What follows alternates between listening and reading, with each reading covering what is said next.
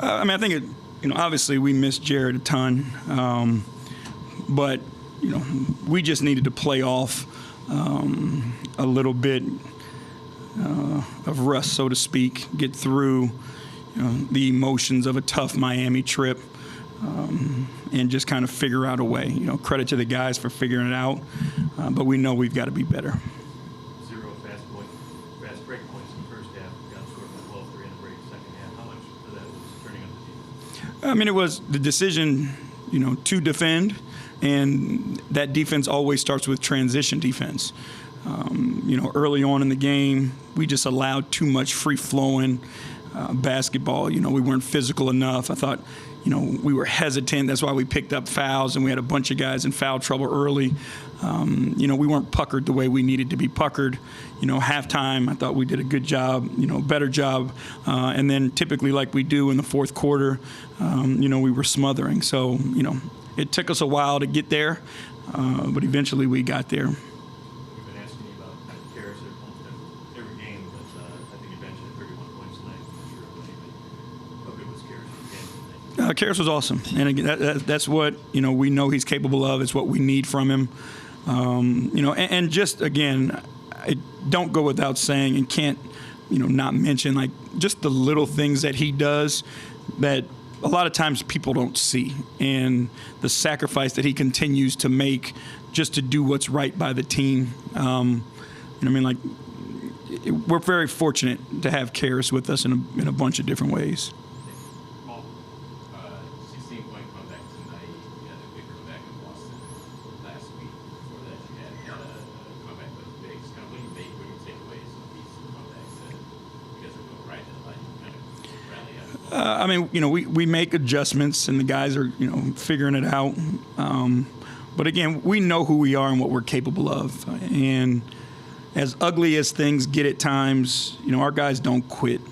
And if you have that type of mentality, and you can defend and get stops, you're going to give yourself a chance. And I thought, tonight's another example of that. Just what did you like about Donovan all year, especially that late game execution? Yeah, he's so hard to guard, and defenses have extremely tough decisions to make when the ball's in his hands. I thought in that period, too, he was more aggressive and attack-minded and not just looking for the three. When he can attack the basket, he can create for everybody else. He's got all the finishes. So, the recognition of three's not going, let me be aggressive and get to the paint and see what happens.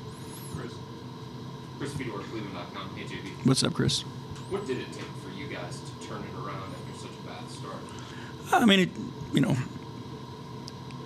There was a little residual, I think hangover rust from the Miami, the emotions that go into that.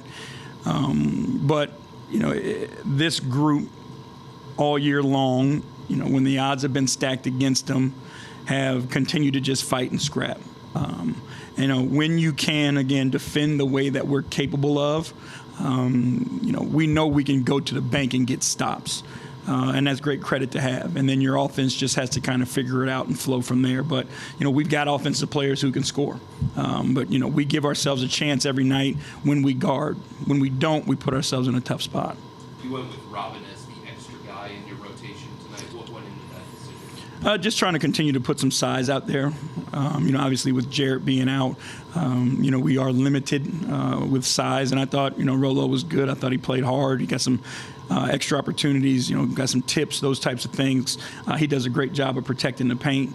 Again, everybody's going to be called upon, and being able to get everybody some game reps is only going to help us and benefit us long term.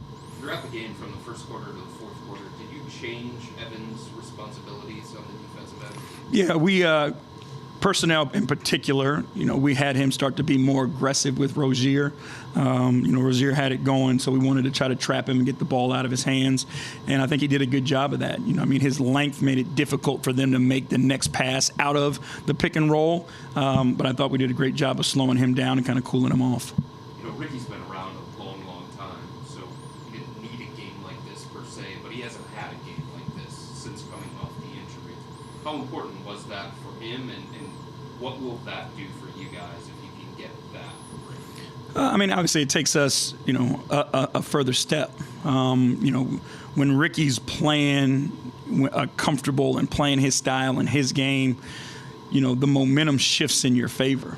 And there's so many things that not only he does for himself, but he does for everybody else on the floor. Like he makes everybody better. And when he's playing with that confidence and that burst, defense have had tough decisions to make because he's capable of scoring, but he's capable of just making you pay for every mistake you make. And I think that's where, the more and more you see him on the floor, the better he's going to continue to be. Anything else in the room? You guys have about 12 games left this season. You mentioned how each all of these guys can be to the rotation. How do you feel? Do you feel like you guys are peaking at the right time heading into the postseason? Yeah, I think we got a great idea of who we are.